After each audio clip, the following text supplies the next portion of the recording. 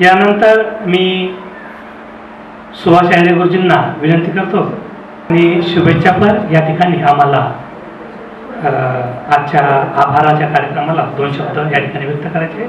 आदरणीय सुभाष आयरे गुरुजी.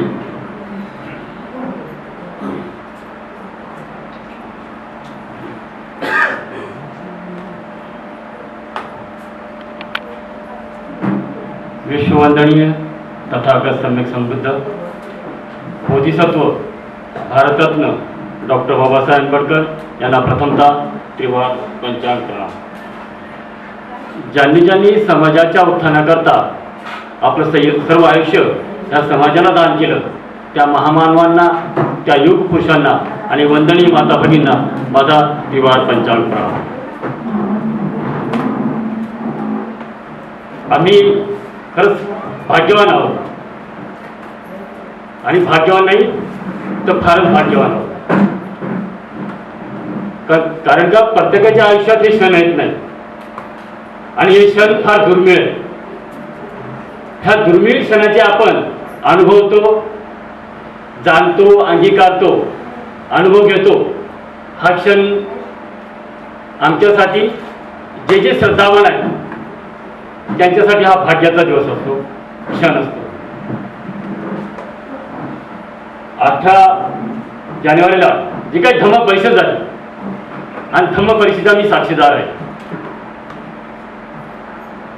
खऱ्या अर्थाने ही धम्म परिषद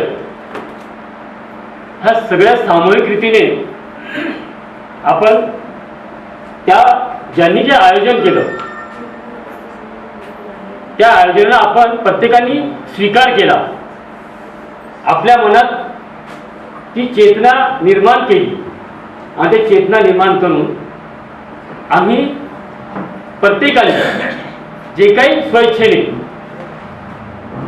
आपण कार्य केलं, कार्य करण्यापेक्षा म्हणतो मी सेवा केली आणि ही संधी आम्हाला, मला वाटतं ह्या सर्व जे काही धम्म परिषद आहे त्याचे प्रमुख आहेत त्यांनी आम्हाला दिली.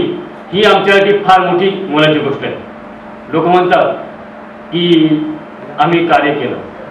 तुम्ही म्हणाल तर आम्ही भाग्यवान आहोत, तुम्ही आमच्यावरती विश्वास दाखवला आणि आम्हाला एक संधी दिली.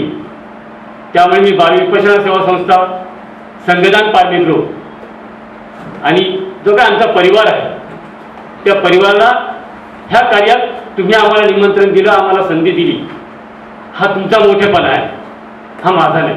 कारण का मला यातलं पुण्य लाभलेलं आहे आणि जे मी पुण्य लाभलं ते पुण्य माझ्यापुरतं मी कसं समजतो. जे पुण्य मला लाभलं ते पुण्य वितरित करण्याचं काम माझंच आहे. तर तुम्हीच मला संधी दिलेली आहे आणि त्या संधीचा मी थोडासा प्रयत्न केला आणि त्या प्रयत्नातनं जे काही निर्माण झालं, जे काही लोकांना अनुभवाला आलं ते अनुभव आम्हाला जे काही समाधान लागलं ते समाधान आमच्यापर्यंत न ठेवता आम्ही तुमच्या जी काही धम्म परिषद होती, नंतर राहुलजी असतील, भंतीजी आज हॉस्पिटलमध्ये आहे, त्यांच्याशी माझा संवाद होत असतो. तर त्यांनी सांगितलं मी काय या धम्म परिषदेला आता जी काही आपण आयोजन केलं आहे येऊ शकत नाही, अजून मला 10 ते 15 दिवस लागतील.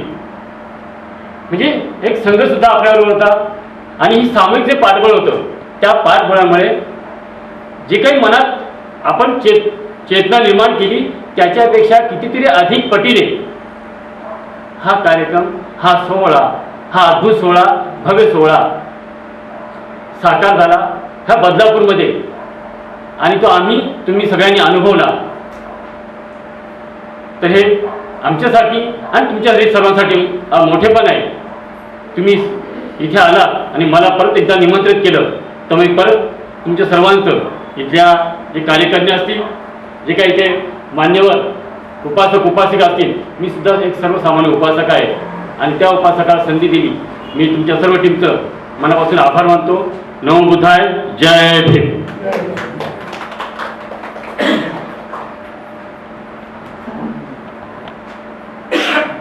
धन्यवाद आयरे गुरुजी.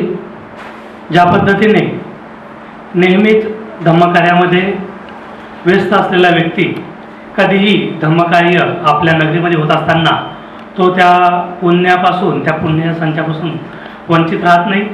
अशाच पद्धतीने तिसऱ्या धम्मपरिषदेमध्ये ज्यांनी न सांगता संपूर्ण भिक्खू संघाच्या भोजनदानाची जबाबदारी घेऊन ती व्यवस्थितपणे पार पाडली, तीच भूमिका आणि तोच उत्साह आणि त्याच पद्धतीचा त्यांचा मित्रपरिवार ह्या चौथ्या धम्मपरिषदेला आम्हाला लाभला, यासाठी आम्ही स्वतःला पुण्यवान समजतो की जे व्यवस्थितपणे तुमचा परिवार 12वी विपश्यना,